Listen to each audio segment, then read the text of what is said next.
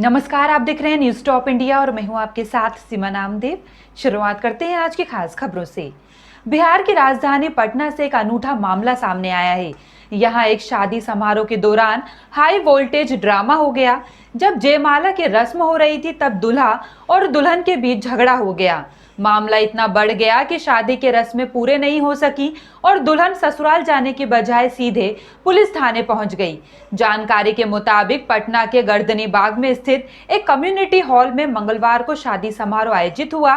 जब बारात आई तो जयमाला के दौरान दूल्हा और दुल्हन के बीच किसी बात को लेकर झगड़ा हो गया।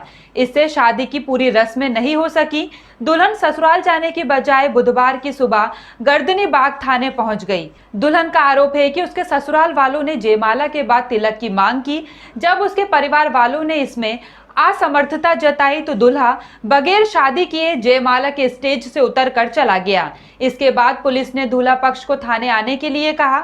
अभी पुलिस उनसे बात कर ही रही थी कि दुल्हन दोबारा थाने पहुंच गई और कोई केस न करने की बात कही। हालांकि दूल्हा पक्ष के लोगों ने आरोप लगाया है कि जयमाला के वक्त वे फोटो क्लिक कर रहे थे तो दुल्हन स्टेज से उतरकर चली गई। बाद में पुलिस ने दोनों पक्षों से समझाइश की और फिर उन्हें कोर्ट मैरिज करने के लिए कहा।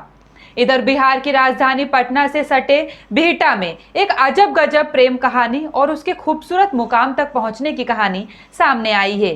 दरअसल एक शख्स अपने ही जीजा की बहन को दिल दे बैठा। दोनों लंबे अरसे से एक दूसरे से बातचीत करते रहे। जब बातचीत नाकाफी साबित होने लगी तो उन्होंने शादी करने का फैसला कर लिया। परिजनों को भी उनकी इच्छा के सामने अपना सिर झुकाना पड़ा। इसके बाद पुलिस स्टेशन में बने शिव मंदिर में लड़का और लड़की पक्ष के परिजनों की मौजूदगी में प्रेमी जोड़ा पति पत्नी के बंधन में बंध गए। शादी के साथ ही जीजा और साले का संबंध भी बदल गया। कल तक दोनों में जीजा साले का रिश्ता था, अब दोनों एक दूसरे के साले बन गए। इस शादी के इलाके में चर्चा हो रही है। जानकारी के अनुसार शादी का ये विचित्र मामला बिहटा थाना क्षेत्र का है। गोकुलपुर गांव निवासी दिनेश पासवान की 20 वर्षीय पुत्री सुधा कुमारी, मनेर थाना क्षेत्र के खासपुर गांव निवासी स्वर्गीय गोपी पासवान के 23 वर्षीय पुत्र आदित्य कुमार से पिछले कई सालों से फोन के जरिए बात करती थी। सुधा और आदित्य के बीच लंबे समय से प्रेम संबंध चल रहा था। इसकी जानकारी मिलने के बाद दोनों परिवार की रजामंदी से पुलिस की मौजूदगी में बिहटा थाना परिसर में बने शिव मंदिर के प्रांगण में प्रेमी जोड़े की शादी कर दी गई। सुधा आदित्य के जीजा की बहन लगती है। ऐसे में आदित्य और सुधा के प्रेम संबंधों को लेकर दोनों पक्षों के परिवारों के बीच मनमुटाव चल रहा था।